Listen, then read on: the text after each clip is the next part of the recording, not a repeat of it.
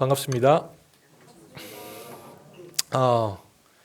생각지도 않은 일들 때문에 갑자기 나오게 되어서 이렇게 또 성도님들과 함께 대하게 됩니다.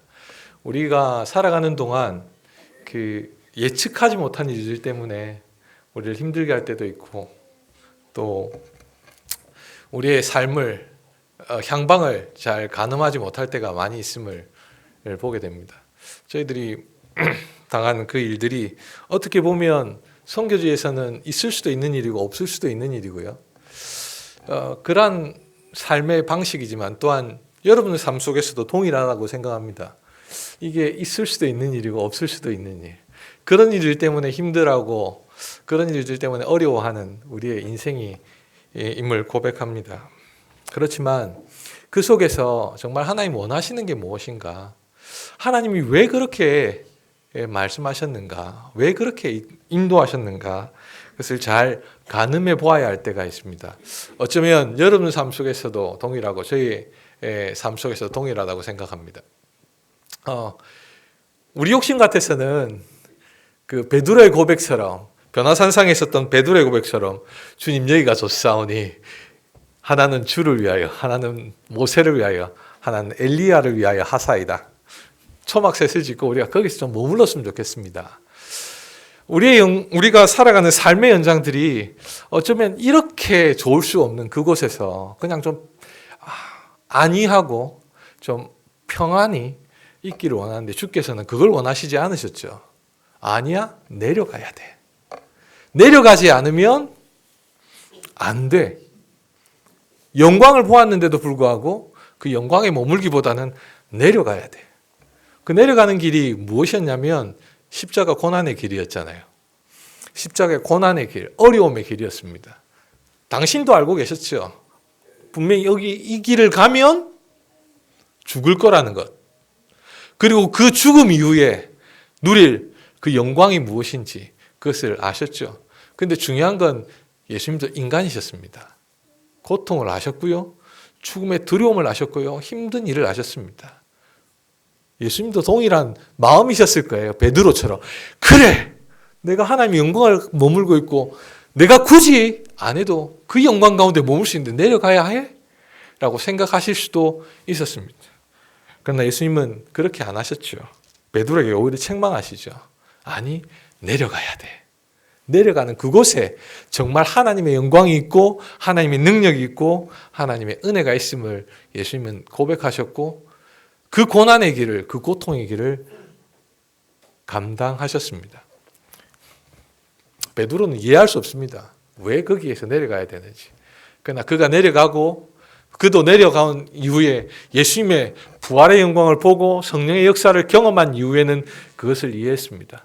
그래서 자기도 죽음의 자리에까지 십자가에 거꾸로 달리는 자리에까지 나가서 하나님의 은혜를 예수 그리스도의 그 영광을 닮아가려고 노력했죠. 어쩌면 우리에게 그런 삶을 요구하는 시점이 아닌가 생각합니다. 오늘 성경 본문을 통해서 그런 이야기들을 좀 나누면서 제일 중요한 것이요. 고난의 길이 없으면 좋겠는데 그 길을 가야 하고 그 이후에 있을 교회의 영광.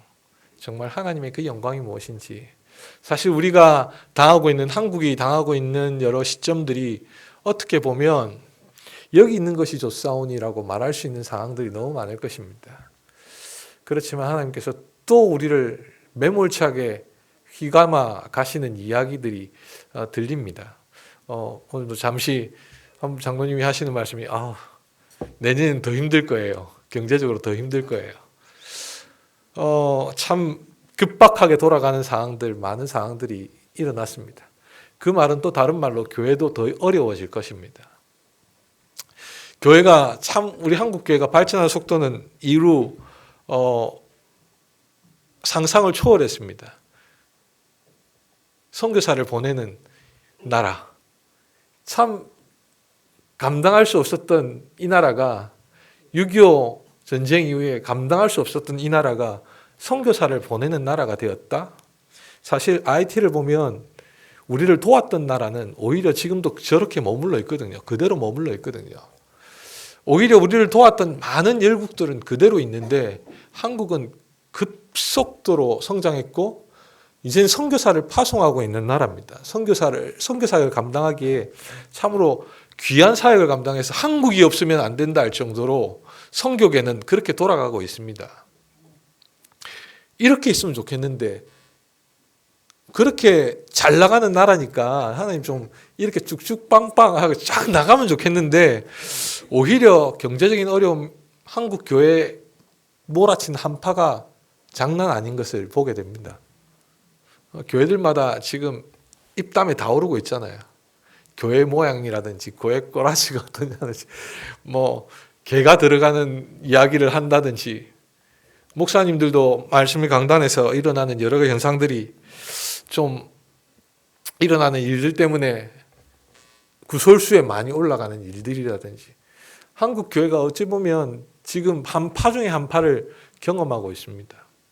잘 나가야 할 교회가 또 한파를 경험하면서 그냥 하나님이 하시진 않으시잖아요. 오늘 목사님 말씀처럼 분명한 그 이후에 하나님께서 쓰고자 원하는 스토리가 있다는 거죠.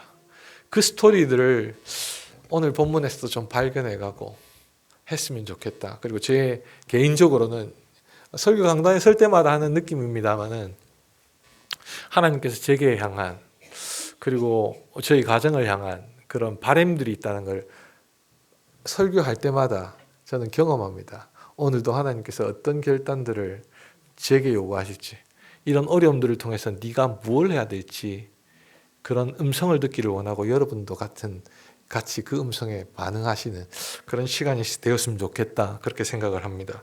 오늘 성경 본문은 교회에 대한 이야기를 먼저 시작합니다. 복음을 너희가 들었고 그 복음을 알게 하신 하나님의 그 경륜들을 너희가 보았다. 그래서 처음은 그렇게 시작합니다. 그 경륜이라는 이야기를 오늘 성경에 내게 주신 은혜의 경륜을 너희가 들었다라고 이야기를 하고 있습니다. 이 경륜이라는 단어는 사역이라는 부분이요. 부르심에 대한 그 직분을 이야기합니다. 하나님의 일들을 맡겨주신 그 역량들을 말하거든요. 그 사람이 그 역량을 받은 사람, 그 사람들이 어떤 사람이냐면 상속자 되었고 하나님의 거룩한 부르심을 받은 자들이고 또한 하나님의 약속에 참여한 자라고 그렇게 이야기를 하고 있습니다. IT가 당하고 있는 여러 상황들을 보게 되면 참 쉽지 않은 나라인 것은 사실입니다. 교회 개척했을 당시부터 교회를 건축하는 과정 속까지 원튼 원치 않게 제가 남교에는 자주 와서 설교를 했던 것 같습니다. IT에 있던 여러 정황들을 참 많이 사실적으로 나눴던 것 같습니다. 그래서 그런지 무엇을 전해야 될까 그런 이야기 이런 생각들을 또 하게 됩니다. 이미 알고 있는 사실들이 너무 많이 있었어요. IT 교회 건물들을 교회 건축을 하면서 참 많이 힘든 과정을 지나왔습니다. 이 말을 하면 우리 남교회 성도님들 겪었던 고난을 생각하면 참 아무것도 아닌 일들입니다. 그런데 IT인들을 이해하면서 참 놀라운 것은 저도 인간이라는 사실을 더욱더 깨닫게 되었습니다. 변할 수밖에 없는 인간, 연약한 인간, 목사가 아니고 먹사가 되더라고요. 제가 좀 입이 거칠어졌습니다. 이 새끼 저 새끼 막 나옵니다. 요즘은. 교회 건축을 하다 보니까 그렇게 나오더라고요. 우리 전도사가 참 신실합니다. 우리가 어려울 때마다 겪었던 경험들을 해보면 이 친구가 참 신실하거든요. 어떤 일이 있었냐면 저희가 태풍을 매튜 한 2016년이죠. 매튜가 지나간 적이 있었습니다. 그 매튜가 지나갔을 때 저희 지역은 괜찮았습니다. 그런데 저희 근처에 있는 교회들이 피해를 좀 입었습니다. 피해를 입어서 그 이야기를 좀 나누게 되었어요. 좀 나누게 되었는데 한 분이 한국에 있는 한 선교회가 저희 교단이 아니거든요. 근데 저희 교단이 아니신데 그 교단 자기 장로님들이 모여서 하시는 선교였습니다. 그 선교에서 제 소식을 듣고는 그래요. 그럼 저희가 교회를 하나 이렇게 고치는데 저희들이 헌금하고 싶습니다. 이렇게 하고 헌금을 보내오셨습니다. 그때 당시 저희 교회는 교회당도 없고요. 교회 건물도 교회 땅조차도 없었고 교회를 지어낼 만한 역량이 안 됐습니다. 그래서 그 교회를 어쨌든 주변 교회가 힘들어하는 교회를 알고 있었기 때문에 그 교회로 돕기 위해서 했습니다. 근데 그 교회를 도와가면서요, 이 목사가 어떤 일을 했냐면, 필요하면 필요한 만큼만 이야기하자. 우리가 지을 때 뭐 이만큼 교회가 회파된 만큼 그 크기만큼 해서 어차피 깡통 교회였기 때문에 벽돌로 쌓아가는 것을 이제 하는 거니까, 그러면 그 크기만큼 좀 하자. 그 재정도 그렇게 안 되니까 그렇게 하자. 근데 이 친구는 재정이 두 군데가 있었습니다. 두 군데가 있었더라고요. 저희 교회 말고 또 다른 데서 후원을 받았더라고요. 근데 입은 싹 다물고 어떻게 했냐면 거짓말을 하는 거예요. 블럭이 100개가 필요하면 200개를 말하고요. 철근이 100개가 필요하면 200개를 이야기하고 저한테는 배로 이야기를 한 거예요. 왜냐하면 뒤에 훔쳐놓은 돈이 있으니까요. 건축을 못하더라도 지가 지을 수 있겠다. 그래 생각한 거겠죠. 그렇게 해서 교회 건축을 했습니다. 그 건축을 하도록 다 쏟아주었습니다. 그럼 중간에 제가 그게 나중에 알게 된 사실이었어요. 뒤에 또 딴 주머니 차고 있었다는 거죠. 제하고 있을 때 찾는지 이후에 찾는지 그건 모르겠습니다. 교회가 다 마무리되더라고요. 근데 그 상황에서 사람을 신뢰할 수 없다는 걸 경험했어요. 그런데 하나님께서 또 그런 일들을 겪어가면서 또 그 선교회가 어쨌든 마무리를 하고 교회에 보고를 했거든요. 그 이후에 또 증축한 거는 자기네들이 했지만 일단은 제가 마무리까지 했습니다. 교회 건축을 마무리하고 나니까 그래서 그분께 보고를 했어요. 근데 보고를 하고 나니까 교회를 한 군데를 더 짓고 싶다는 거예요. 그래서 헌금을 보내온 거예요. 헌금을 보내왔는데 저희들은 땅도 없고 아무것도 없는데 또 어디에다 교회를 짓습니까? 거기다 목적대로 왔는데 목적대로 지어야 되잖아요. 목적대로 써야 되잖아요. 그래서 어떻게 해야 되나 고민이 생겼습니다. 고민을 하다가 하나님께서 또 GMS 합동측 교회 선교사님이 교회 당을 지어야 하는 상황이 되었습니다. 그래서 우리 전도사하고 제가 이야기를 했어요. 야, 이분호 전도사, 이름이 이분호거든요. 이분호 전도사야, 이게 돈이 우리한테 헌금이 들어왔어. 근데 이거 우리 지금 교회당 지을 수 있는 땅도 없고 우리가 어째서 세대를 지금 하고 있는데 이거 우리 돈 맞냐 안 맞냐? 이거 헌금 우리가 쓰는 게 맞냐 안 맞냐? 이래 물었어요. 지금 여기가 이렇게 필요한데 이렇게 건네주면 어떨까? 나는 그러고 싶은데 너 생각은 어때? 그 친구도 목사님 이거 우리 거 아니에요. 건네주죠. 교단이 다르면 어떻고 그거 다르면 어때요? 어쨌든 하나님 나라가 세워지는 것인데요. 그냥 바로 건넸습니다. 아무 생각 없이 그냥 건넸어요. 교회당 세우십시오. 이건 우리 거 아닙니다. 그 친구가 그렇게 답변을 해줬어요. 제가 그렇게 제안을 했을 때 예, 목사님 그렇게 해야지요. 아니 목사님 안 돼요가 아니고 제가 그랬기 때문에 목사님 안 돼요 하고 할 수 없었는지는 모르겠지만 어쨌든 목사님 그렇게 해야지요 하고 같이 섬겼습니다. 그리고는 그 헌금을 그대로 다 드렸어요. 그리고 그 선교사님이 교회당을 건축을 잘하고 또 마무리하게 되었습니다. 그만큼 이 친구가 참 신실한 친구예요. 근데 우리 교회당을 지으면서 이 새끼 저 새끼가 나오더라고요. 그 친구도 나름대로는 교회당을 처음 지어보는 거기 때문에 모르죠. 사실은 우리 전도사님이 그 처음 건물을 지을 때 100개 사오라 할 때 200개 사내라 한다고 아무 생각 없이 목사님 200개 필요하대요. 철근이 200개 필요하대요. 하고 그냥 전달만 한 죄밖에 없어요. 근데 이 친구한테 제가 어떤 게 생겼냐면 불신이 생긴 거예요. 이 애가, 이 선교사, 이 목사가 이런 말 할 때 지도 옆에서 보진 않았지만 그렇게까지 필요할까라고 셈을 안 해봤다는 거예요. 셈을 안 해보고 그냥 필요하다니까 필요한 대로 목사님 전달만 저한테 해준 거예요. 그러면 건물 지을 때, 우리 교회당 지을 때는 어땠을까요? 우리 당 교회장 지을 때도 마찬가지였다는 거예요. 이게 얼마가 필요한지 셈을 내봐야 되는데 셈은 제가 하고 있고요. 셈을 해가지고 틀리면 그 친구가, 우리 전사가 말하면 틀리면 제가 거기다 대놓고 전에 쌓았던 경험 때문에 신뢰를 못하는 거예요. 이게 필요하다 이러면 이 새끼 봐라 이렇게 나오는 거예요. 셈을 해보니까 그렇게 안 되는데 그렇게 저한테 말을 하니까 그런 일들이 생기더라고요. 근데 하나님께서 그런 일들을 지나가게 하시면서 사람이 지 힘으로 하는 게 아닌 걸 보게 하시더라고요. 우리 전도사에 대한 신뢰가 뚝 떨어질 때 제가 그 친구를 불렀어요. 야, 나 너 신뢰 못하겠다. 나 너 신뢰 못하겠다. 그런데 내가 한 가지 고백할 게 네한테 있다. 나도 네하고 똑같다. 하나님 나를 신뢰할까? 하나님 나를 신뢰할 수 있을까? 하나님 나를 보면서 야, 이 목사님 진짜 잘한다. 너 정말 믿을 만하다.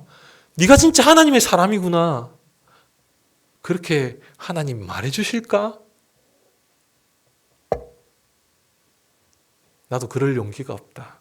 그렇게 신뢰할 만한 용기가 없다.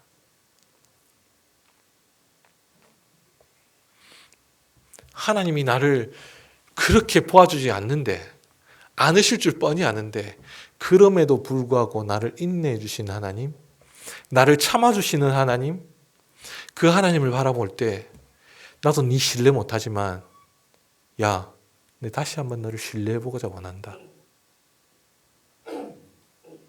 우리가 검축하는 과정 속에서 정말 하나님이 어떻게 채워가시고 어떻게 하는가, 너도 정말 하나님 앞에서 좀 살았으면 좋겠고, 내가 너를 신뢰할 수 없지만 하나님이 나를 신뢰하듯 나도 너를 한번 신뢰해보고자 원한다. 그렇게 말을 건넸습니다.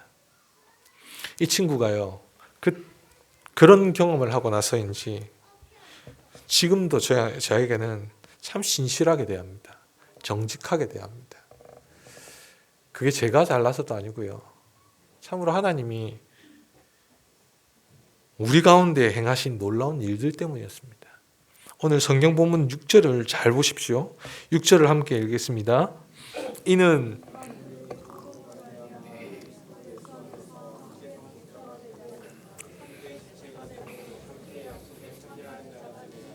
아멘. 예수 그리스도 안에서, 복음 안에서 하나님이 우리를 상속자 삼으셨고 지체 삼으셨고 약속에 참여한 자로 삼으셨어요.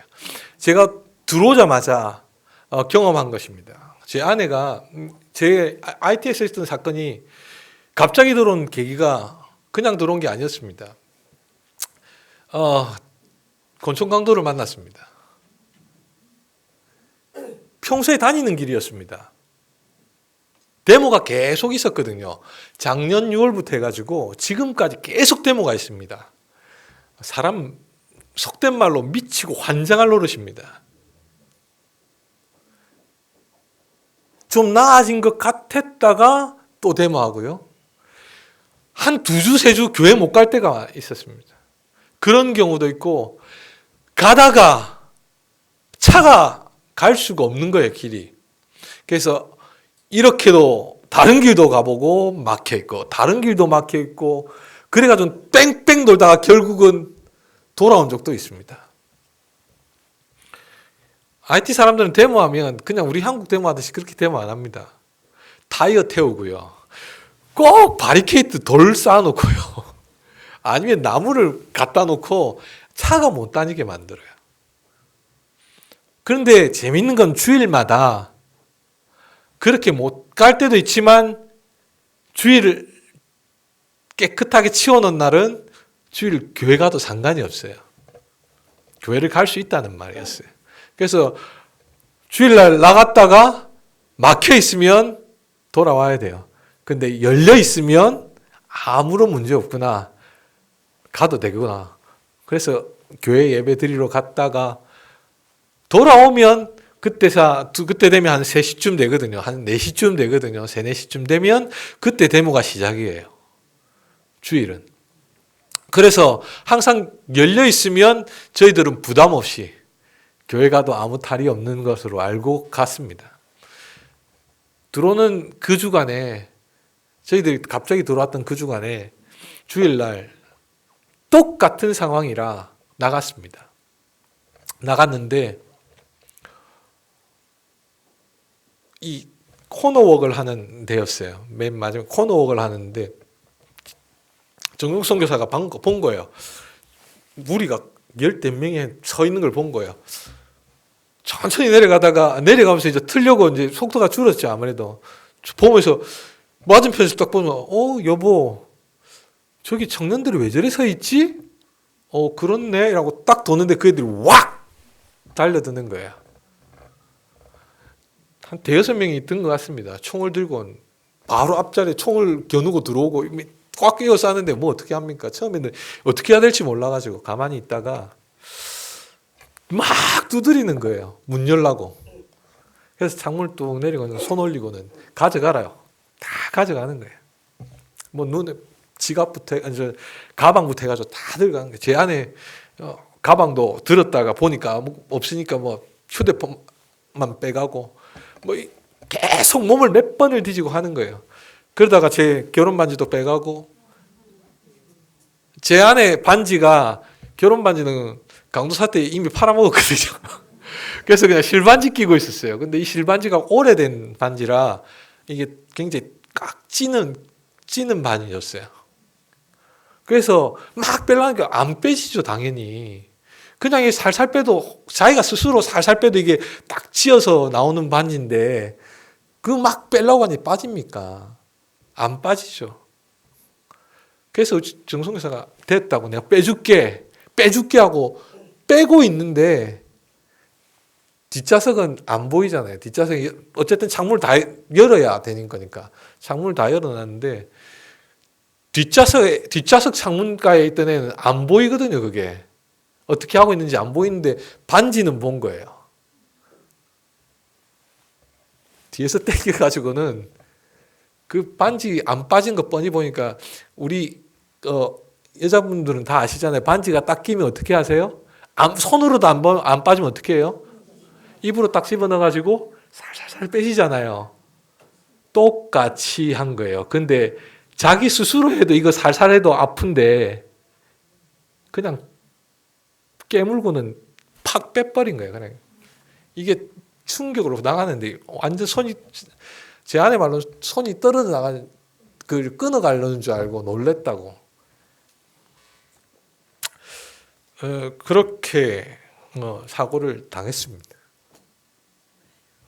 그래서 그 충격 때문에 더 있다가는 저희들이 좀 힘들 것 같아요. 그래서 갑자기 제가 본부에 모든 거 다 뺏겼는데 그래도 감사한 거는 하나님께서 또 긍휼을 베푸셔서 그 노트북에 카톡을 깔아놓은 게 있었어요. 노트북 카톡이 되잖아요. 모든 거 다 가는데 연락처가 뭐고 아무것도 없는데요. 요즘 현대인들의 큰 병 중에 하나가 전화번호 하나도 못 외운다는 거잖아요. 스마트폰이 다 있다 보니까 아무것도 안 되는데 그 카톡이 마침 노트북에 깔려 있어서 그걸로 본부에 연락을 하고 갑자기 들어왔습니다. 근데 그렇게 하고 들어왔는데 뭐 반응이 다 다양합니다. 다양할 수 있는데 한 분이 그런 말을 하시더라고요. 선교사님 진짜 선교지에서 선교하셨네요. 근데 그게요, 저는 머리를 둥 치는 것 같았어요. 저는 제 개인적으로 머리를 퉁 치는 거였어요. 그렇게 어려워야만 선교진가? 그렇게 어렵게 해야만 선교하는 것인가? IT 사람들은 그러면 뭐지? 그들은 하나님의 백성이 아닌가? 저에게는 굉장한 충격이었어요. 아, 우리가 실수하고 있는 게 이런 거구나. 상속자 되고 한 지체 되고 하나님의 약속에 참여한 자라고 우리가 말을 하고 생각하고 성경은 읽어 나가는데 하나님의 백성이 아니에요, 저기는. 하나님의 상속자가 아니에요. 하나님의 약속을 이을 자가 아니에요. 내만 그런 거예요.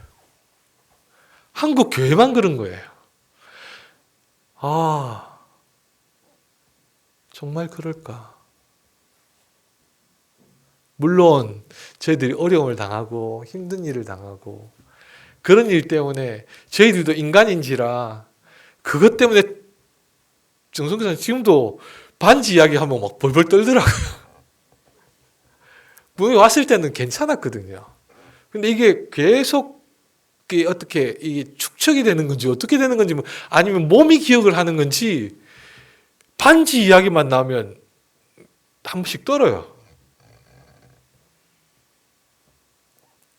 근데 그게 트라우마로 남아있을 수 있지만 그건 우리 연약한 인생이라 그건 부정할 수 없고 부인할 수 없어요.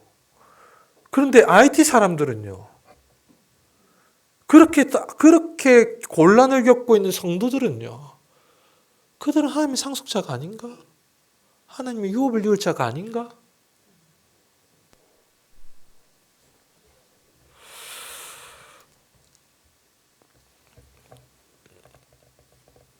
오늘 성경 본문에서 사도 바울은 복음을 기똥차게 이해하고 있습니다. 복음은요.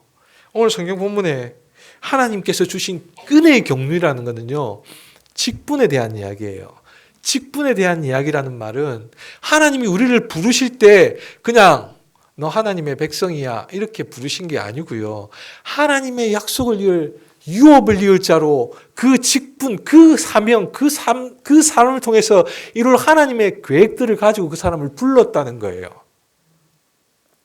그리고 그 부름에 합당하게 하나님의 몸, 예수 그리스도의 몸이 되어서 하나님의 그 영광 가운데 함께하고 그 감추었던 비밀을 아무도 알지 못했던 그것을 때가 되매 하나님의 사람들에게 나타내서 그 일을 통해서 하나님의 역사, 하나님의 증거인 그 사람들을 날마다 불러 모아서 하나님의 유업 일자로 함께 만드시는 것. 그것이 복음이라고 이야기를 하더라고요. 오늘 성경 본문은 저는 그렇게 이해하고 있습니다. 복음은 받아서 내가 예수 믿고 천국 가는 거야, 천당 가는 거야, 이 땅에 사는 동안 복 받고 살아야지, 이게 복음이 아니고요.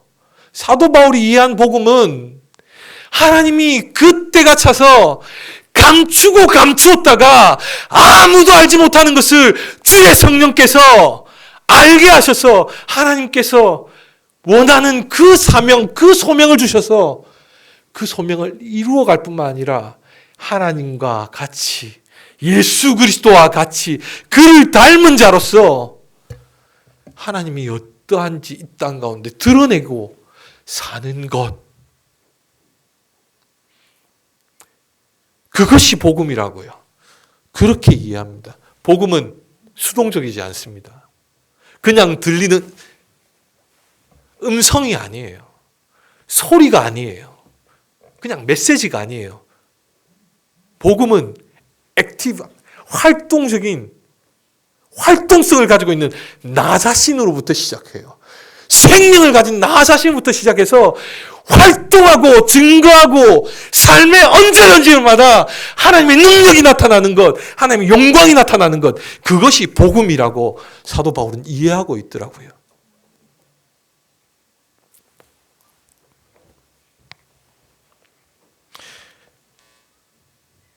그래서 제가 퉁 하고 맞은 그 생각들을 정리하기 시작했어요.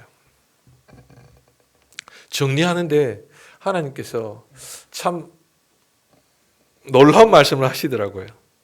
이번에 또 그 멤버 케어에서 어떤 수련회가 있어서 갔습니다. 이런저런 이야기를 우리 현장 이야기를 좀 나누니까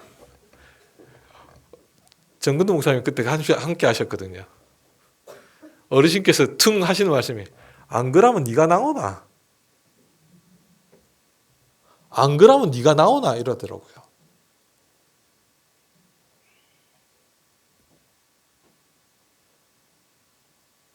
그 말에 저는 그렇구나. 하나님께서 삶의 언저리마다 그 감추어진 비밀을 나타내는 게 복음의 역사로 나타내는 게 우리의 모든 삶에 적극적으로 참여해서 인도해 가신다는 걸 경험합니다.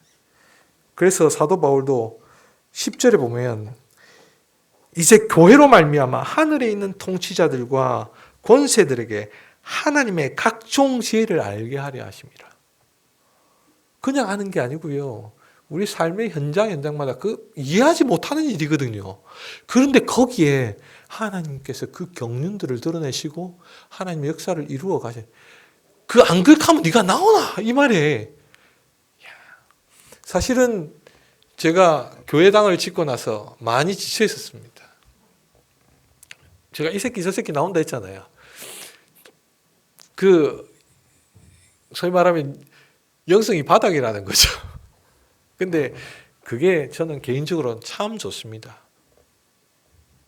바닥인 게 참 좋아요. 내가 할 수 있는 게 아무것도 없다는 걸 다시 한번 깨닫는 순간이거든요. 그래서 제가 전사를 바라보면서 제가 그 말을 끝냈잖아요. 하나님께서도 날 신뢰할 수 없는데 나를 인내해 주시고 바라보시는데 나도 그렇게 하겠다 그렇게 말을 했잖아요. 근데 플러스 제가 교회하는 거 아니잖아요. 제가 개척해서 교회하는 것도 아니고요. 제가 뭘 해서 교회하는 게 아니더라고요. 내가 무엇인가를 서포팅하기 때문에 교회가 되어지는 게 결코 아니더라고요. 누가 해야 되는 건데요? 하나님께서 하셔야 되는 거예요. IT 교회를 향한 소망이 하나 있는 게 뭐냐면 제가 하는 게 아니라는 사실을 바닥인 상태에서 깨달았어요. 그래서 제가 무슨 생각을 하고 있었냐면 하나님 이거 빨리 이양할게요. 제가 할 수 있어서가 아니고 제가 아무리 끄레오를 하고 무언가 말을 해도 우리 교회 성도들은 알아들어요. 근데 밖에만 나가면 잘 못 알아듣더라고요. 끄레올이 아무리 말을 해도요. 저하고 오래 산 사람은 한국 사람들이 그렇게 하잖아요. 외국인이 와가지고 좀 말을 틀리게 해도 알았어 이라고 해주잖아요. 왜냐하면 우리는 우리말로 익숙하고 얘가 무슨 말을 하려는지 어떤 상황인지 이해가 되니까 그래 알았어 내가 해줄게 이렇게 하는데 익숙치 않은 사람은 사실 쉽지 않거든요. 제가 딱 그 수준이에요. 우리 성도들이 제 설교를 한참 들어놓으니까 목사님이 무슨 말을 하는지 이해해 알았어. 근데 밖에 나가면요 다들 저게 무슨 말이지 한 번씩 그런 사람들이 있더라고요. 왜냐하면 제가 아무리 쉽게 설명한다고 해도 저도 표현력이 한계가 있거든요. 제가 듣는 말만 이해하고 있고 들은 사람들의 말들이 뻔하기 때문에 다르게 표현하고 싶어도 좀 더 쉽게 설명하고 싶어도 더 쉽게 설명할 수 없는 것들이 있더라고요.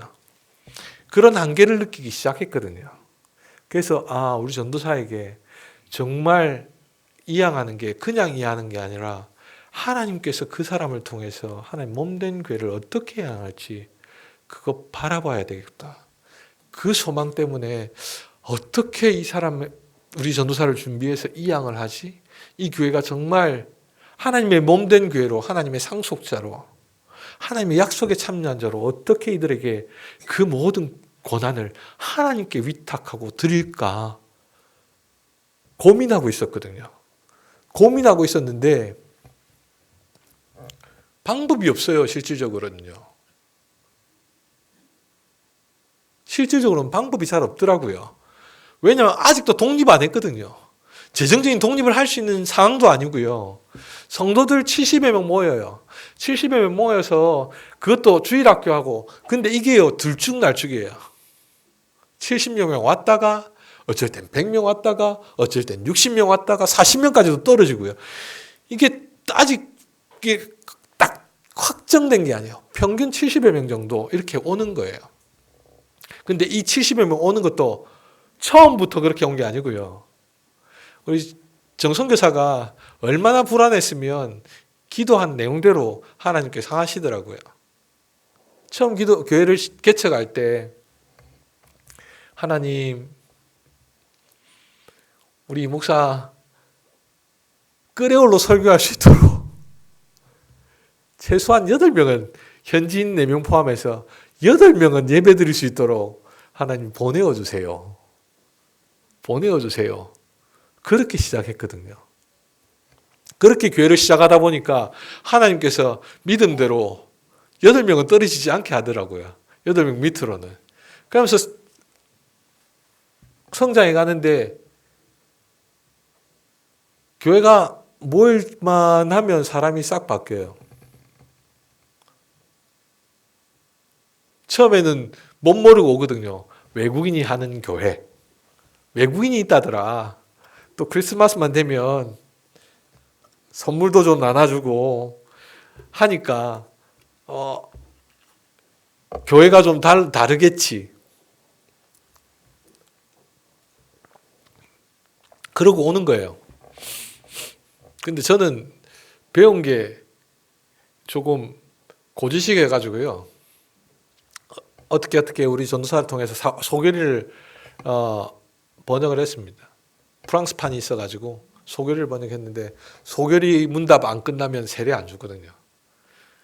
그것도 성실해야 소교리 문답 끝났다 말은 했어도 성실하지 않으면 옆에서 보고 있다가 다음에 또 한 번 더 기회 다음에 한 번 더 이런 식으로 해가지고 세례를 못 받은 사람이 꽤 돼요.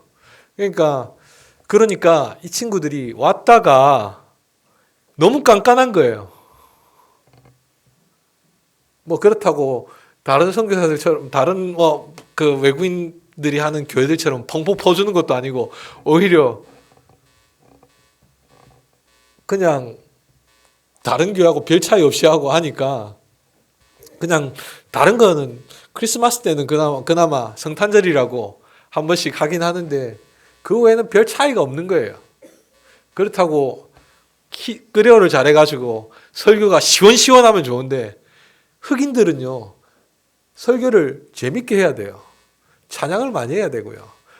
들썩들썩 해야 돼요. 막. 근데 지금 보시면 아시지만 제가 들썩들썩하게 설교하는 스타일도 아니고 막 찬양을 막 들썩들썩하고 하는 스타일도 아니고 우리 청년 하나가 목사님 드럼 언제 사요? 드럼 언제 사요? 이러거든요. 드럼 무슨 드럼? 좀 고지식하게 해요. 그러다 보니까 이게 물갈이가 한 번씩 외국인이 하는 교회에 왔다가 쑥 빠져나가고 하더라고요.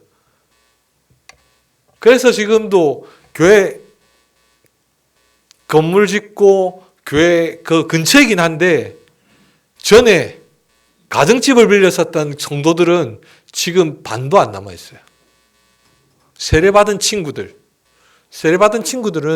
그나마 계속 신앙생활하면서 익숙해진 신앙생활 때문에 그대로 나오는데 그 외 사람들은 또 쑥 빠지더라고요. 그리고는 지금 또 채워진 숫자들입니다. 하나님께서 행하시는 일들이 그렇게 자꾸 바뀌어요. 현지인들이 그렇게 잘 적응을 못해요. 그래서 어떻게 이양을 합니까? 이양할 수 있는 근거지가 없어요. 이양을 해야 되는데 이들이 독립할 수 있도록 도와야 되는데 근데 이번 사건을 확 겪으면서 하나님이 무슨 말씀을 하시냐면 그건 네가 왜 걱정해? 그건 네가 왜 걱정해? 내가 죽어 있어? 내가 아무것도 할 수 없는 자야? 와, 가슴이 출렁하는 거예요. 정 목사님이 그냥 지나가시는 말씀으로 하시는 말씀이었는데 그렇게 하면 네가 나오나? 그래 안 하면 네가 나오나? 내가 뭔가를 다 준비하고 뭔가 해서 나와야 된다고 생각을 했던 거예요. 오늘 성경 11절에서 13절의 말씀이요. 우리 가운데 주는 강력한 메시지 중에 하나예요. 곧 예정하신 우리 주 그리스도 예수 안에서 예정하신 뜻대로 하신 것이라 우리가 그 안에서 그를 믿음으로 말미암아 담대함과 확신을 가지고 하나님께 나아감을 얻느니라. 그러므로 너희에게 구하노니 너희를 위한 나의 여러 환난에 대하여 낙심하지 말라.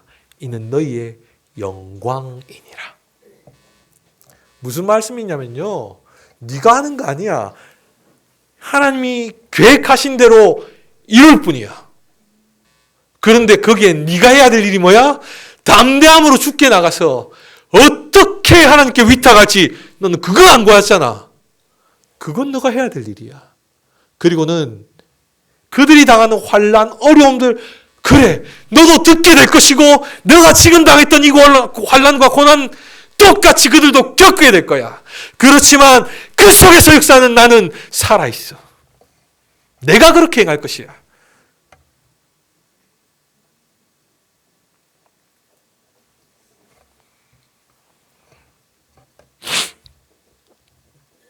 하나님께서 그렇게 말씀하셨습니다. 여러분 삶 가운데서 어떻습니까? 우리 한국교회가 가지고 있는 상황도 마찬가지 아닌가 생각합니다. 한국교회가 참으로 급성장하고 많은 성장들을 가져왔지만 정말 살아계신 하나님에 대한 일들을 이야기하기보다 돈이 없으면 안 되는 거예요. 개척교회 하는 사람들 요즘 개척교회 나가려면 뭐 매덕을 들고 있어야 되는데 맨 땅에 헤딩하면 저 미친놈 이란다더라고요. 하나님 살아 계신 것 맞나요? 하나님 정말 살아 계신 것 맞나요? 돈이 없으면 요즘 교회가 안 된대요.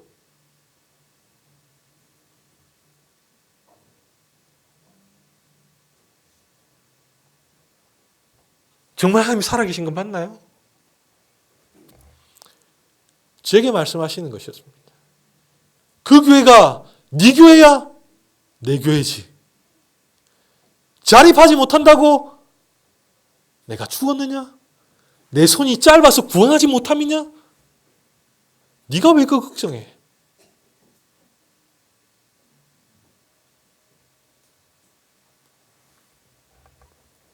내가 해야 될 일은 살아계신 그 하나님 앞에 믿음과 담대함으로 그 앞에 나가서 구하고 그가 어찌 행할지 그에게 의지하고 위탁하는 것. 그것이 너가 해야 될 일이야. 여러분 삶 속에서 당면하는 문제들, 어렵고 참으로 해결할 수 없는 문제들. 그게 누구의 몫인가요? 여러분의 몫입니까? 하나님의 몫입니까? 감사함이란 내가 할 수 있어서, 내가 가진 게 있어서, 내가 받은 게 있어서 감사하는 게 결코 아니죠. 내가 할 수 없음에도 불구하고, 내가 깨달을 수 없음에도 불구하고 살아계신 그 하나님이 내 안에 있고 나와 함께 하신다는 그 사실 때문에 감사하는 것이죠.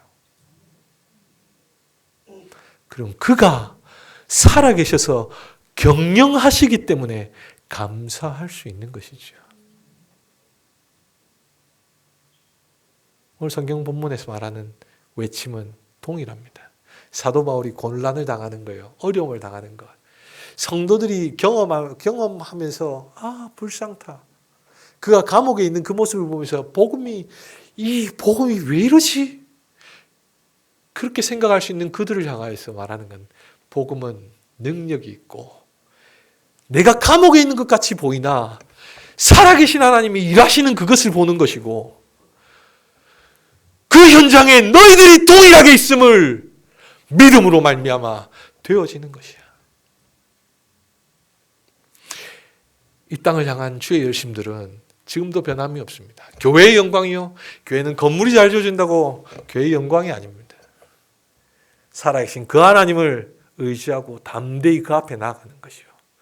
고난과 환난 중에도 내가 이해할 수 없는 그 상황 가운데서도 하나님께 감사하고 그가 살아계심을 내 삶 속에 그대로 살아가는 그것이 교회의 영광입니다. 지금도 하나님은 그 영광을 취하기를 원하셔요. 하늘의 권세자들과 그 모든 자들에게 드러내시기를 원하는데 그게 누구를 통했습니까? 하나님 당신을 통해서 하시기라면 그 믿는 우리를 통해서요. 하나님의 영광이 나타나지 않는 문제는 뭐냐면요. 우리가 그 하나님을 믿지 않기 때문에 그렇다는 거죠. 믿음으로 고백한 자라면 하나님의 영광이 우리의 삶 속에서 분명히 드러난다는 겁니다. 그런데 우리는 영광, 하나님의 영광, 교회의 영광이라면 교회가 잘 되고 부자고 뭐 어떤 일을 하는 것마다 그렇게 이해하는 게 아니라 사도 바울은 고난 속에서도 하나님이 살아계시다는 그 사실을 온전히 드러내는 그것이 하나님의 영광이야. 누가 손가락질해도 누가 뭐라고 해도 하나님이 살아계셔서 우리의 삶 가운데서 그가 동일하게 동행하고 있음을 보는 것, 그것이 교회의 영광이야. 그렇게 말씀하고 있는 것이죠. 남교를 보면 참으로 역사를 알고 있기 때문에요. 참으로 하나님 앞에 간절함이 하나 있습니다. 제 안에 모교이기도 하기 때문에 그렇기도 하지만 저희 교단의 얼굴이기도 하잖아요. 우리 교단의 역사를 이야기하는 것입니다. 참 많은 우여곡절을 겪고 왔습니다. 참 많은 스토리를 가지고 있습니다. 그런데 거기에 놀라운 건 하나님 살아계신 증거를 보이고 계시잖아요. 지금도 그가 살아계셔서 70주년을 맞이하게 가셨고 앞으로도 또 하나님의 나라가 어떻게 이루어갈지 꿈을 꾸게 하시잖아요. 여러분은 그냥 70년 그냥 우리 교회가 이 모양 이 꼬라지야 뭐 이런 식으로 아니면은 그냥 교단의 얼굴이야 이렇게만 살아가시겠습니까? 아니면 정말 살아계신 하나님께 위탁해서 하나님이 이 교회를 어떻게 경영하시는지 보여주시기를 원합니까? 저는 간절히 소망하는 건 부산 남교회가 우리 교단의 얼굴일 뿐만 아니라 하나님의 영광으로 참으로 그렇게 살아가기를 원합니다. 여러분의 꿈꾸는 그 꿈이 살아계신 하나님이 부산 남교회 가운데 있었다더라. 그리고 그 영광이 지금도 우리 후손 가운데에 동일하게 증거되었다더라. 그 스토리가 계속 살아가기를 소망합니다. 그 이야기를 쓰실 하나님을 여러분들이 항상 의지하기를 소망합니다. 간절히 바라기는 IT도 마찬가지입니다. IT요, 가진 것 없습니다. 아무것도 할 수 없는 것 같이 보입니다. 제가 봐도 이거 어떻게 해야 될지 모르겠습니다. 근데 간절히 원하는 건 제가 오늘 또 이 강단에서 다시 한번 또 선포하는 건 하나님 살아계시잖아요. IT 절에 두실까? 절에 두실까? 여러분이 담대하게 함께 구해 주시기만 하시면 함께 주 앞에 아뢰기만 한다면 IT에게도 주의 살아계신 증거가 보일 것입니다. 이 선교사가 한 게 아니고 누가 어느 선교사가 한 게 아니고 하나님이 하셨다라고 나타내실 것입니다. 거기에 누가 있었다고요? 여러분의 기도가 있었다고 기억되시기를 간절히 소망합니다. 기도하겠습니다. 주님 감사합니다.